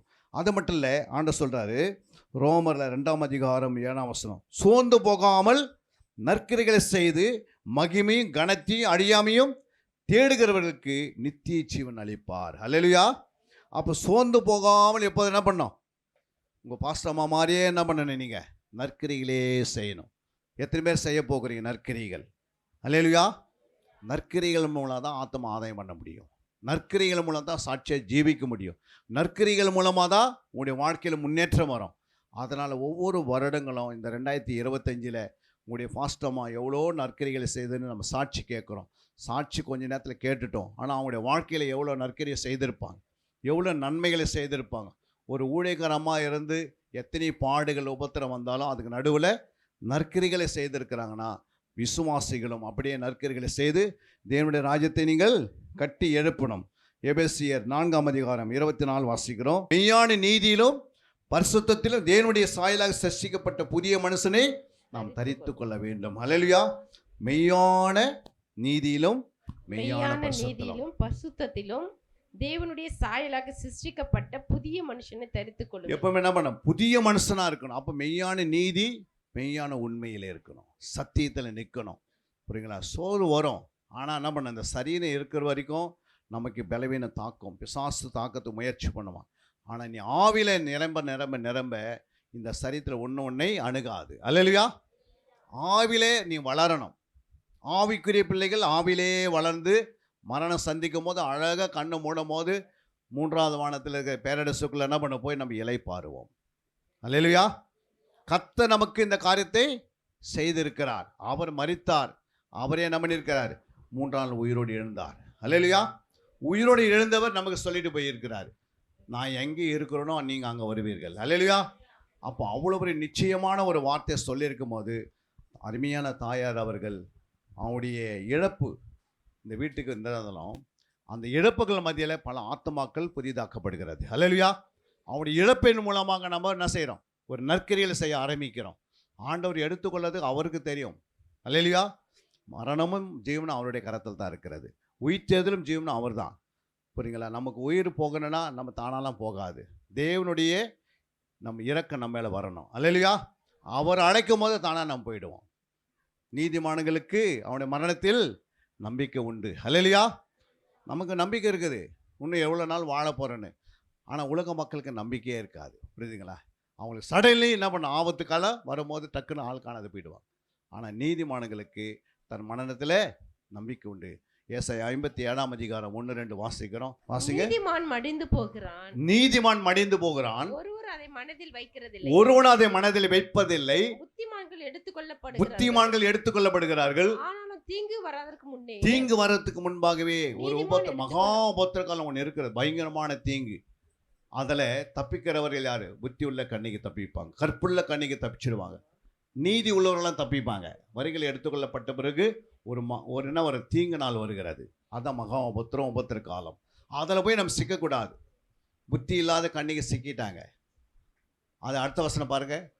நேர்மையா நடந்தவர்கள் சமாதானத்துக்குள் பிரவேசித்து தங்கள் படுக்கைகளே இளைப்பாறுகிறார்கள். படுக்கையில போய் என்ன பண்றாங்க? இப்போ ரெஸ்ட் எடுக்கிறாங்க. நிறைய வேலை செய்தாங்க. அவங்க என்ன செய்தாங்க? ஆண்டவருக்காக இரவு பகல் என்ன பண்ணியிருக்கிறாங்க? நிறைய பிரயாசப்பட்டிருக்கிறாங்க, நிறைய ஆண்டவருக்காக நற்கிரியில் செய்திருக்கிறாங்க. அப்போ ஆண்டவர் அடைக்கிறாரு, வா மகளே, உனக்கு நான் கொடுத்த ஊழி நிறைவேறிச்சு, இப்போ என்ன பண்ணினி, நான் அடைக்கிற இடத்துக்கு நீ வா. அப்போ நேர்மையாக நடந்தவர்கள் எங்கே போகிறாங்க? சமாதானத்துக்குள்ள போய் என்ன பண்ணுறாங்க? இளைப்பாறுகிறார்கள். அல்லேலூயா. அப்போ நமக்கு சமாதானம் எங்கே இருக்கிறது? பூமியில் இருக்கிற சமாதானத்தை காட்டில் நித்தியில் அதிகமான சமாதானம் இருக்கிறது. அல்லேலூயா. இங்கே சமாதானம் அப்படியே டெம்பரரியாக வந்து போயின்னு இருக்கும். ஏன்னா பாடுகள் உபத்திரத்தோடு வந்துன்னு தான் இருக்கும். ஆனால் நித்தியத்தில் நமக்கு நிரந்தர சமாதானம். அந்த சமாதானத்தை நம்ம இழந்து போயிடக்கூடாது. அந்த நேர்மையாக நடப்பதுக்கு நம்ம முயற்சிக்கணும். புரியுங்களா? குறுக்கு வயெல்லாம் வாழவே முடியாது. கிறிஸ்தவன்னு சொல்லிட்டா நம்மளுக்கு 4 பேர் சாட்சி கொடுக்கணும். புரியுங்களா? அங்கே 16-17 வாசிக்கிறோம். அப்போஸ்தலர் 16-17 வாசிக்கும் போது, அவன் பவுலியும் எங்களையும் பின்தொடர்ந்து வந்து இந்த மனுஷர் உன்னதமான தேவனுடைய ஊழியக்காரர், ரட்சிப்பின் வழியை நமக்கு அறிவிக்கிறவர்கள் என்று சத்தமிட்டார். ரட்சிப்பின் வழியை நமக்கு அறிவிக்கிறவர்கள். அல்லேலூயா. அப்ப யார் சொல்றது? ஒரு குறி சொல்ற ஆவி சொல்லுது, பிசாசு சொல்லுது. இவங்க யாரு? உன்னதமான தேவனுடைய ஊழியக்காரர்கள், உன்னதமான தேவனுடைய பிள்ளைகள். நம்மளாம் யாரு? நம்மளை பார்த்து பிசாசு சாட்சி கொடுக்கணும். என்னன்னு சாட்சி கொடுக்கணும்? ரட்சிப்பின் வழியை இவர்கள் அறிவிக்கிறவர்கள். நீங்கள் யாரை பார்த்தாலும் ரட்சிப்பின் வழியை காட்டணும். கர்த்தருக்கு முன்பாக நம்ம ஒரு நாள் நிற்போம். 2 கொரிந்தியர் 5:10 வாசித்தோம். அதே நீங்கள் பிரசங்க 12ஆம் அதிகாரம் கடைசி 2 வசனம் ஆண்டு சொல்கிறாரு. பிரசங்க 12 கடைசி 2 வசனத்தில், இப்போ ஆண்டருக்கு முன்பாக நிற்கும் போது நீ எவ்வளோ பேருக்குமா ரட்சிப்பின் வழியை காட்டின? அந்த ரட்சிப்பின் சுவிசேஷத்தை நீ மற்றவர்களுக்கு என்ன பண்ணிடணும்? சொல்லிடணும். புரியுதுங்களா? விடக்கூடாது. ஏன்னா ஆண்டோடைய வார்த்தை சொல்லாமல் ரட்சிப்பு கிடையாது. புரியுங்களா? வேறு எது சொன்னாலும் ரட்சிக்கப்பட மாட்டாங்க. இயேசுவின் நாமத்தை எங்கே பறைசாற்றியோ, எங்கே போய் சொல்கிறீங்களோ அங்கே நிச்சயமாக என்ன உண்டு? அவங்களுக்கு ஒரு விடுதலை உண்டு. ஒரு விதை போட்டு வரும், அவ்வளோதான். விதைக்கிறவர்களும் அப்புறம் நீர் பாய்ச்சர்களும் நம்ம வேலை செய்கிறோம். ஆனால் விலை செய்கிற கர்த்தர் ஒருவரே. நம்ம விதைக்காமல் அந்த வேலையை செய்ய முடியாது. அறுவடை மிகுதி, ஆட்களோ குறைவு. அதுக்காக என்ன பண்ணணும்? நம்ம அதுக்காக வேண்டிக் கொள்ளுங்கள். நம்ம ஜெபம் பண்ண வேண்டியது அவசியம். 4 பேருக்கு சுவிசேஷத்தை விதைப்பது அவசியம். மீதியான காரியத்தை கர்த்தர் பார்த்துக் கொள்வார். அந்த வேலையை நம்ம ரட்சிக்கப்பட்டவங்க செய்யலைன்னா அப்போ தான் ஆண்டவர் வேதனைப்படுறார் நம்மளை பார்த்து. அல்லேலூயா. நீ எங்கே போய் சொல்ல தேவை, உன்னை விட்டு உன்னுடைய ஊரை சுற்றி இருக்கிறவங்க, உங்களுடைய குடும்பத்தை சுற்றி இருக்கிறவங்க சொன்னாவே கர்த்தர் மேன்மை அடைவார். வாசிங்க அந்த வசனத்தை. பிரசங்கி 12 கடைசி 2 வசனம். காரியத்தின் கடைத்தொகையை கேட்போமாக, தேவனுக்கு பயந்து அவர் கற்பனைகளை கைக்கொள், எல்லாம் மனுஷர் மேல விழுந்த கடமை இதுவே. ஒவ்வொரு கிரியையும் அந்தரங்கமான ஒவ்வொரு காரியத்தையும் நன்மையானாலும் தீமையானாலும் தேவன் நியாயத்திலே நியாயத்தில் என்ன பண்ணுவாரு? கொண்டு வருவார். ஹல்லேலூயா. நிச்சயமா ஒரு நாள் நமக்கு நீங்க நன்மை செய்ய படுங்க. நன்மை தான் நமக்கு முக்கியம். தீமைக்கு இடம் கூடாதுங்க. புரியுங்களா? நல்ல கிறிஸ்துவ நம்ம இருக்கிறதுனால நம்மளுடைய வாழ்க்கையில் ஒரு நன்மை மட்டும் செய்யுங்க. அல்லேலூயா. முடிந்த அளவுக்கு நன்மைக்கு மட்டும் இடம் கொடுங்க. புரியுங்களா? முடிந்த அளவுக்கு நற்கிரியத்துக்காக நீங்கள் இடம் கொடுங்க. உன் வாழ்க்கையில் பாருங்கள், சுகந்த வாசனை உனக்கே தெரியும். உங்களை பார்த்து 4 பேர் சொல்லுவாங்க, பின்னாடி தான் சொல்லுவாங்க. எப்பவுமே நல்லதை உடனே வராது. பல நாள் செய்த பிறகு அந்த அம்மா மரித்து போன பிறகு என்ன பண்ணுறாங்க? இப்போ நம்ம சாட்சி கொடுத்தோம், ஒரு சுகந்த வாசனை வீசுகிறாங்க. அல்லேலூயா. ஒரு நற்சாட்சி உள்ளே வந்திருக்கிறது. அப்போது இது உடனே வந்ததா? உயிரோடு இருக்கும்போது அந்த அளவுக்கு தெரியாது. ஆனால் போன பிறகு தெரியும். தொற்கால் மரித்த பிறகு தான் ஊரே சொல்ல ஆரம்பிச்சிட்டாங்க. அல்லேலூயா. அதனால் பேதுருக்கு என்ன வந்துடுச்சு? போய் உடனே என்ன பண்ணுறாரு? முழங்கால் படியிட்டு ஜெபம் பண்ணி தொற்கால் என்ன பண்ணுறாரு? எழுப்புறாரு. அந்த மாதிரி இந்த அம்மா எழுப்பதுக்கு ஆண்டவர் ரெடியாக இருக்கிறாரு. அல்லேலூயா. நாமும் நற்கிரிகளை செய்யணும், நன்மையே செய்யணும். அந்தரங்கமான காரியங்களை வெறுக்கணும். புரியுங்களா? தேவையில்லாத காரியங்களை வெறுத்தணும். புரியுங்களா? மாயமலமான காரியம் வெறுக்கணும். ஆண்டோடைய காரியத்தை மட்டும் செயல்படுத்தணும். ஹல்லேலூயா. கடைசியாக நம்ம எப்படி மறுரூபம் ஆகிறோம்? கடைசியாக ஆண்டவர் சொல்றாரு, மத்தேயு 17ஆம் அதிகாரம் 2ஆம் வசனம் சொல்கிறது, அவர்களுக்கு முன்பாக மறுரூபமானார்.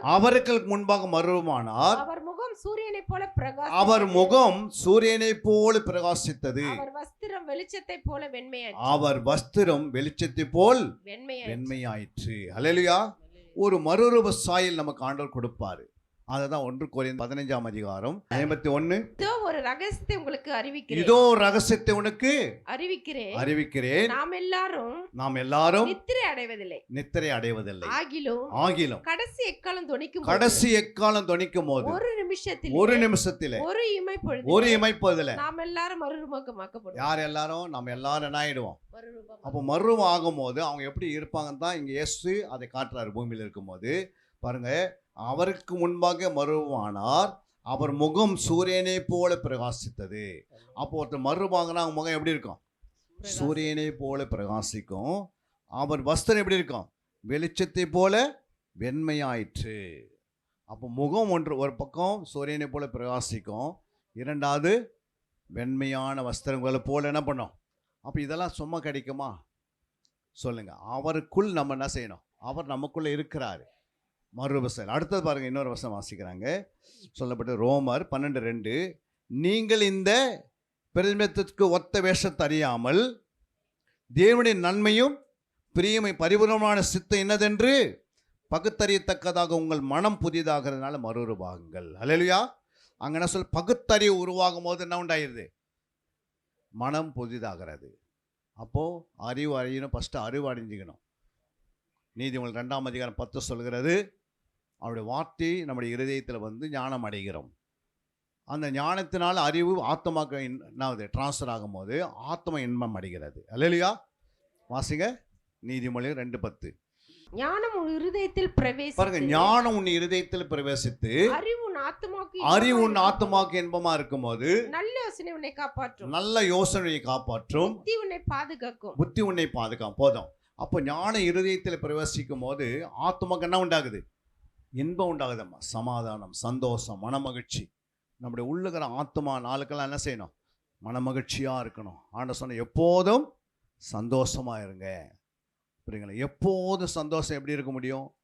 இந்த ஆத்மாவுக்குள்ள கிறிஸ்து இருந்தால் தான் சந்தோஷமாக இருக்கும். அல்லேலூயா. உள்ளே இருக்கிற கிறிஸ்து நாளுக்கெல்லாம் என்ன பண்ண? வளரணும்.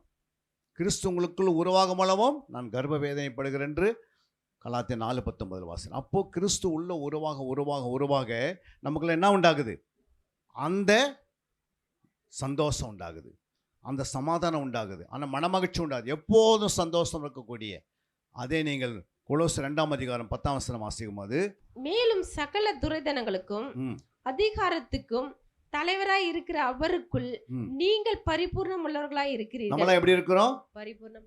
சகல துரைதனங்களுக்கும் சகல அதிகாரத்துக்கும் நம்ம எல்லாம் எப்படி இருக்கிறோம்?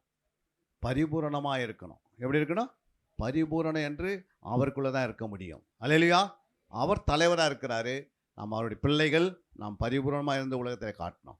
3:10 சொல்லுகிறது, கொலோசியர் தன்னை சிருஷ்டித்தவருடைய சாயலுக்கு ஒப்பாய் பூரண அறிவடையும் போது புதிதாக்கப்பட்ட புதிய மனுஷனை நாம் தரித்துக் கொள்கிறோம். அப்போ சிருஷ்டிப்பின் சாயல் நமக்குள்ள எப்போ வருதுன்னா பூரண அறிவு வரும்போது, வேத அறிவு. புரியுங்களா? அங்கே என்ன சொல்லப்பட்டிருக்கிறது? ஆசாரியுடைய வாயில என்ன தேடுவாங்களா? அறிவை தேடுவாங்க, வேதத்தை தேடுவாங்க. மளிகையில் வாசிக்கிறோம். அப்போது நம்முடைய ஆவியில் என்ன இருக்கணும்? அறிவு இருக்கணும். அல்லேலூயா. வேத அறிவு யாருக்குள்ளே வளர்கிறதோ அவங்களுக்குள்ள என்ன உண்டாகும்? நித்திய ஜீவன் உண்டாகினே இருக்கும். வேத அறிவு யாருக்குள்ள வந்து ஞானம்லாம் வளர்கிறது, அவங்களுக்குள்ள அறிவு வளர்கிறது, புத்தி வளர்கிறது, அறிவு பூரண அறிவாக மாறிடுது. அல்லேலூயா. அறிவு வரும்போது ஆத்ம இன்பம் அடைகிறது. பூரண அறிவு வரும்போது சிஸ்டிபின் சாயல் வந்துடுது. பகுத்தறிவும் போது மறுப சாயல் வந்துடுது. அல்லேலூயா. அப்போ பகுத்தறித்தமாக வருமா? வராது. அதுக்கு நேரத்தை ஒதுக்குனா தான். நாளெல்லாம் வந்து வேலைன்னு சொல்லி இருக்கிற சரீரத்தை வேலை செய்து எல்லா வேலையும் உலகத்துக்கே நீங்கள் இது எனர்ஜியை கொடுத்துட்டீங்கன்னா முழங்கால் பட முடியாது. 1 மணி நேரம் முழங்கால் போட்டு ஜம் பண்ணால் காலில் என்ன பண்ணோம்? வலிக்கும். ஏன்னா உலகத்துக்கே நீங்கள் வேலை செய்து என்ன பண்ணுறீங்க? ஆண்டவர் ரட்சித்து நம்மளை சபையில் வச்சார். இந்த சரீரத்திலேயே ஆத்மாவுக்காக என்ன பண்ண ஆதாயத்துக்காக, இந்த உலகத்துக்காக, மக்கள் ரட்சிப்புக்காக ஜெபம் பண்ணோம். ஆனால் எல்லாம் வேலை செய்து என்ன பண்ணுறோம்? உலகத்தில் வேலை செய்து நம்முடைய எனர்ஜியில் எங்கே போயிடுது? உலகத்தில் அனுப்பிடுது. அப்புறம் முழங்கால் போட முடியல, அப்புறம் அவங்களாம் நின்று ஜெபம் பண்ண முடியல, ஒரு மணி நேரம் உட்காரத்துக்கு அவங்களாம் முடியல. அதுக்கு என்ன காரணம்னா எல்லாம் எனர்ஜி பிசாசு எடுத்துகிட்டு போயிடுறான். அப்புறம் மொட்டையை அங்கே வந்து நிற்க வேண்டியது, என் ஆசீர்வதின்னு. புரியுதுங்களா? உனக்கு நல்லா தெரியணும், என் ஆண்டவருக்காக தான் இந்த சரீரம், இந்த ஆத்மா எனக்கு ஆண்டவருக்கு தான் நான் கொடுப்பேன், இந்த உலகத்துக்கு நான் அதிகமாக நேரத்தை கொடுக்க மாட்டேன்னு இன்றைக்கி எத்தனையோ ஊழியர்கள் ஓடிக்கொண்டிருக்கிறாங்க. அல்லேலூயா. எல்லா நேரமும் என்ன பண்ணுறாங்க? நடுராத்திரி கூப்பிட்டாலும் ஓடி வந்து ஊழியர்கள் நிற்கிறதுக்கு என்ன காரணம்னா அவங்களுக்கு ஒன்று மட்டும் தெரியும், ஊழியர்களுக்கு இந்த சரீரம் கத்திரிக்க தான் நான் அர்ப்பணிச்சிட்டேன். அல்லேலூயா. ஆனால் இன்றைக்கி நிறைய விசுவாசி சரீரத்தை உலக பிசாசுக்கு கொடுத்துட்டு இங்கே வந்து ஜெபம் பண்ணி எனக்கு முழங்கால் போட முடியல, ஜெபிக்க முடியல, நிற்க முடியல, 1 மணி நேரம் உட்கார முடியல, என்னால் என்ன செய்ய முடியல? துதிக்க முடியல. கொஞ்ச நேரம் 1 மணி நேரம் மெசேஜ் கொடுத்து முன்னாடி தூக்கம் வந்துடுது. அதுக்கு என்ன காரணம்? எல்லா எனர்ஜியும் உலகத்தில் கொடுக்காதீங்க. அல்லேலூயா. ராயனுக்குரியது ராயனுக்கும், தேவனுக்குரியது தேவனுக்கு கொடுக்கணும். அப்போ உன் வாழ்க்கையிலே மனமகிழ்ச்சி உண்டாகும். உன் வாழ்க்கையில் கர்த்தர் கொடுத்த அத்தனை ஆசீர்வாதங்களை பெற்றுக்கொள்ள முடியும். கடைசியாக பகுத்தறிவு எப்படி வருகிறது என்றால் எபிரேயர் 5:14 சொல்லுகிறது, பலமான ஆகாரமானது நன்மை தீமை இன்னதென்று பயிற்சினால் பகுத்தறியத்தக்கதாக முயற்சி செய்யும் ஞானோதயங்களை உடையவர்களாகிய பூரண வயதுள்ளக்கே தகும். அல்லேலூயா. பலமான ஆகாரம் நன்மை தீமைன்னு பிரிச்சிடும். நல்ல சத்தியத்தை நீங்கள் நீதியின் வசனத்தில் பழக்கமெல்லாம் மாறினீங்கன்னா நன்மை தீமைனது நமக்கு பிசாசு யார் இயேசு யாருன்னு நமக்கு தெரியும். இன்றைக்கி பிசாசு இயேசுன்னு நினைக்கிறாங்க, இயேசுவை பிசாசை நினைக்கிறாங்க. எம்மாவூர் சீசர்களுக்கு பிசாசு எப்படி தெரிஞ்சது? அண்ணினா தெரிஞ்சது. ஆர்த்தாளுக்கு என்ன தெரிஞ்சது? சொல்லுங்கள். தோட்டக்காரனா தெரிஞ்சது. அந்த எல்லா சீசர்களும் அந்த அறையில் போய் இயேசு நிற்கும் போது ஆவேசன்றாங்க இயேசு பார்த்து. காரணம்னா 3 வருஷம் வாழ்ந்தவங்களுக்கு இயேசு யாருன்னு தெரியல. அது மாதிரி இன்றைக்கி 10 வருஷம் விசுவாசிங்கன்னா தெரிய மாட்டேங்குது, நன்மை தீமை தெரிய மாட்டேங்குது, எதுக்கு என்ன செய்யணும்னு தெரியல. உனக்கு நல்ல ஆண்டவர் ரட்சித்து உன் சபையில் உட்கார வச்சிருக்கிறாரு. அந்த ஆலயத்தில் நீங்கள் எவ்வளோனா வந்து ஜெபம் பண்ணுறீங்க, அதுதான் உன் வாழ்க்கையில் முன்னேற்றம். அல்லேலூயா. தேவனுடைய ஆலயத்தில் நீங்கள் வந்து முழங்கால் படியிட்டு என்றைக்கு செபிக்கிறீங்களோ அன்றைக்கி தான் உங்கள் இடுப்பு வலி போகும், அன்றைக்கி தான் உன் முழங்கால் வலி போகும், அன்றைக்கி தான் உன் வாழ்க்கையில் இருக்கிற தரித்திரம் போகும், அன்றைக்கி தான் உன் வாழ்க்கையில் இருந்து என்ன போவோம்? எல்லா வித கடன் பாரம் போகும். அன்றைக்கி தான் உன் வாழ்க்கையில் உன் பிள்ளைகள் படிக்க ஆரம்பிக்கும், அன்றைக்கி தான் உன் பிள்ளைகள் உனக்கு நேசிக்கும், அன்றைக்கி தான் உன் வீட்டுக்காரர் கூடயே விடுவார். அல்லேலூயா. நீ ஆலயத்தில் வந்து 1 மணி நேரம் ஒன்றால் முழங்கால் பட முடியல. அப்போ அண்ணால் எத்தனை வயசு வரைக்கும் முழங்கால் போட்டாங்க? யோசித்து பாருங்கள். 7 வருஷம் வாழ்ந்துட்டு அண்ணால் 84 வயசு வரைக்கும் எங்கே இருக்கிறாங்க? ஆலயத்திலே இந்த முழங்கால் நிற்கிறாங்க. சபத்தில் உபவாசத்தில் எல்லாத்தையும். நம்ம 1 மணி நேரமாவது தேவனுடைய ஆலயத்தில் வந்து நீ முழங்கால் போட முடியலன்னா எப்படி உன்னுடைய இடுப்பு வலி போகும்? எப்படி உன் தரித்திரம் உன்னை விட்டு நீங்கும்? இன்னைக்கு 1 மணி நேரம் உங்களால் ஏன் முடியல அப்படின்னா இயேசு கேட்டார், 1 மணி நேரமாவது என்கிட்ட வந்து என்ன பண்ணுங்க, என்னோடு கூட ஜெபம்னு கேட்டார். ஆனால் அந்த 1 மணி நேரம் அவங்க ஜெபிக்காம தூங்கினதுனால பொல்லாங்கன் வந்து வரும்போது இயேசு என்ன பண்ணிட்டாரு, இயேசு அங்கேருந்து விடுதலாகி வெளியே வந்துட்டார். ஆனால் மீது எல்லாருமே பார்த்தீங்கன்னா நிர்வாணமாக ஓடினாங்க. அந்த வசனத்தை போய் வாசித்து பாருங்கள். 1 மணி நேரம் ஜெபிக்காதவங்க எப்போ நிர்வாணமாக இருப்பாங்க. 16ஆம் அதிகாரம் 15 வாசிங்க. வெளிப்படுத்தினல். இதோ திருடனை போல வருகிறேன். இதோ திருடனை போல் வருகிறேன். தன் மானம் காணப்படத்தக்கதாக, தன் மானம் காணப்படத்தக்கதாக நிர்வாணமாய் நிர்வாணமாய் நடவாதபடிக்கு விழித்துக்கொண்டு தன் வஸ்திரங்களை காத்துக் கொள்கிறவர்கள் பாக்கியவான்கள். அல்லேலூயா.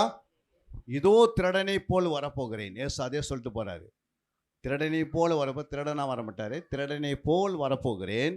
நீங்க என்ன பண்ணணும், உங்களுடைய வஸ்திரத்தை காத்துக்கொள்ளணும். நீ உன்னுடைய நிர்வாணத்தை நீ மூடணும். அல்லேலூயா.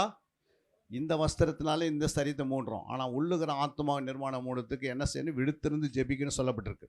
அந்த விழுத்திருந்து நீ ஜெபிக்கலைன்னா அந்த வருகையிலே நீ கைவிடப்படுவாய்.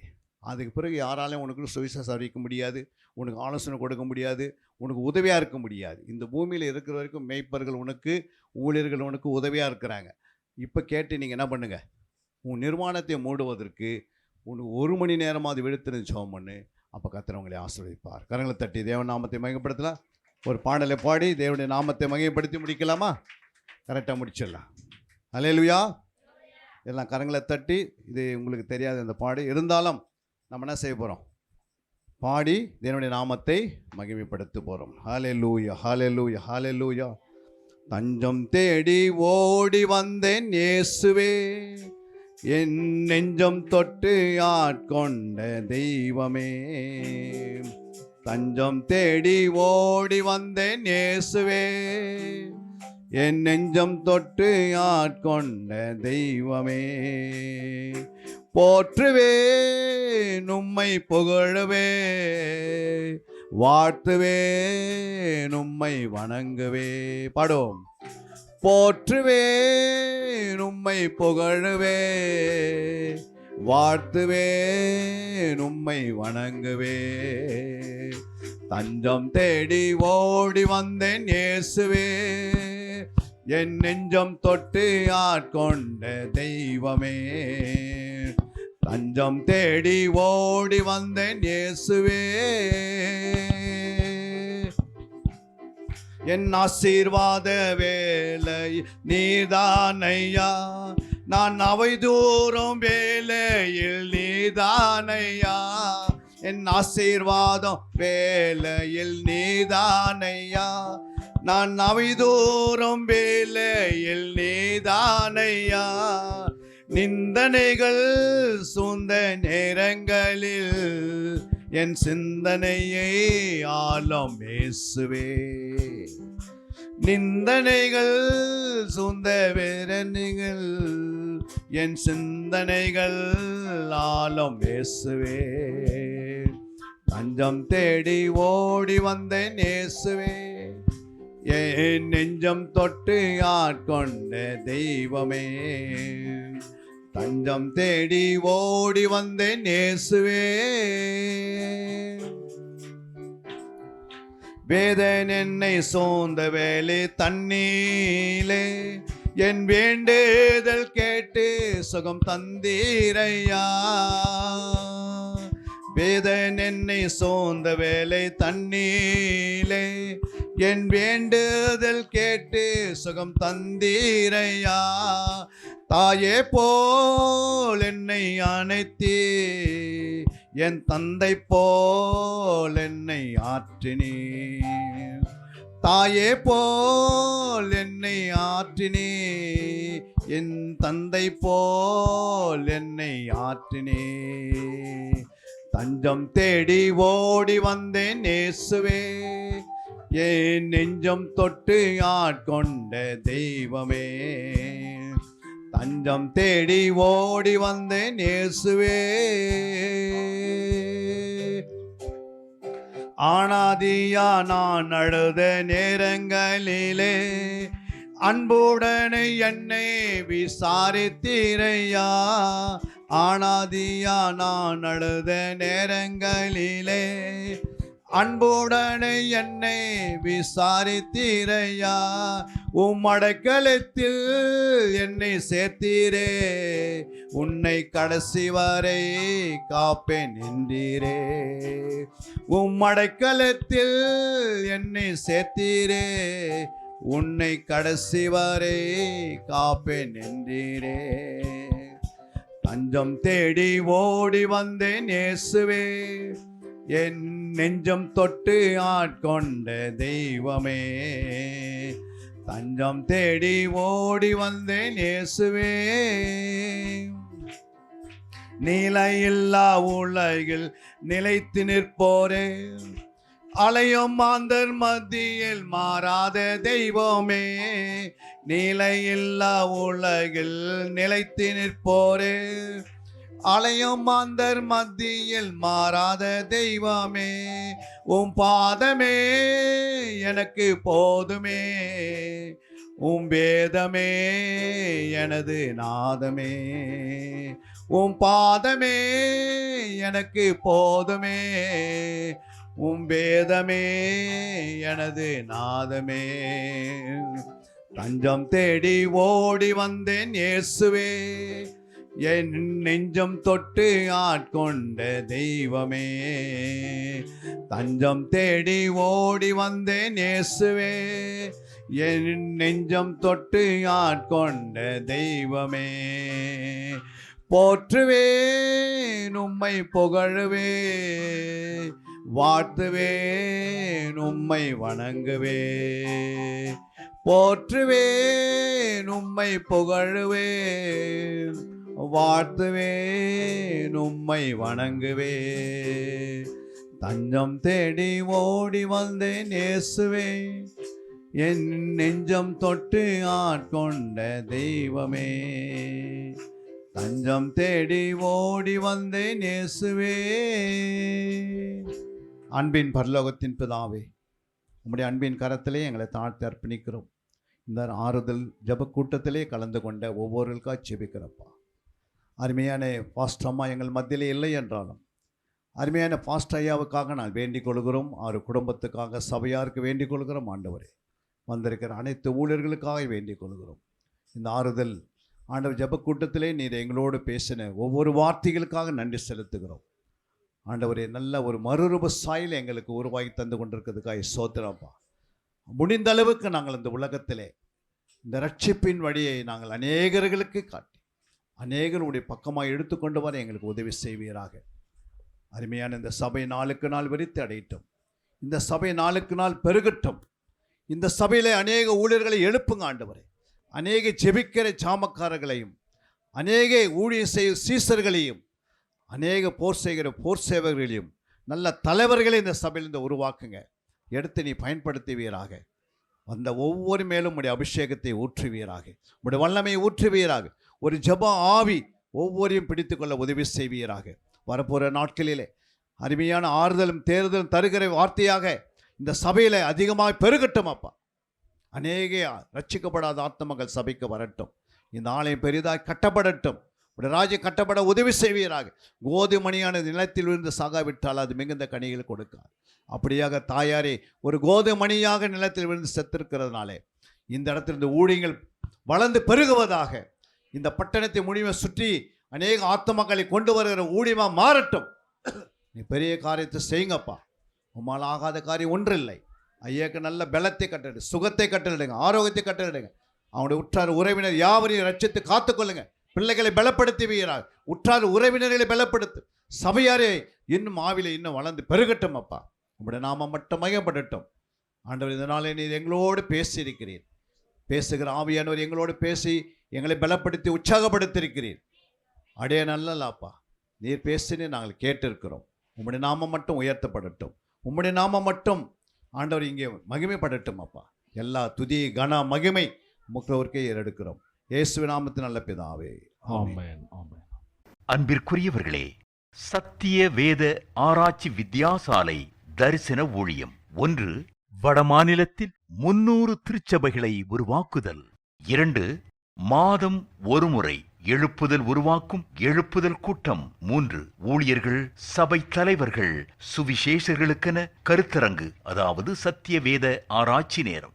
4 டிவி ஊழியம், 5 பத்திரிகை ஊழியம், 6 CD DVD ஊழியம், 7 பவர் கேம்ப் அக்னி அபிஷேக முகாம், 8 உபதேச ஆராய்ச்சி கருத்தரங்கு ஊழியம், 9 நலிந்த குழந்தைகள் இல்லம், 10 24 மணி நேர ஜெப மையம், 11 சத்திய தேவ ஆராய்ச்சி கல்லூரி, 12 சிறுவர்கள் உருவாக்கும் ஊழியம், 13 மருத்துவ முகாம், 14 ஜெயில் ஊழியம், 15 கைப்பிரதி ஊழியம், 16 கிராம ஊழியம், 17 மிஷனரியை உருவாக்கும் ஊழியம், 18 நன்றி துதி ஆராதனை கூட்டங்கள், 19 சமூக நலப்பணிகள் ஊழியம், 20 இன்டர்நெட் மூலமாக ஆன்லைன் படிப்புகள்.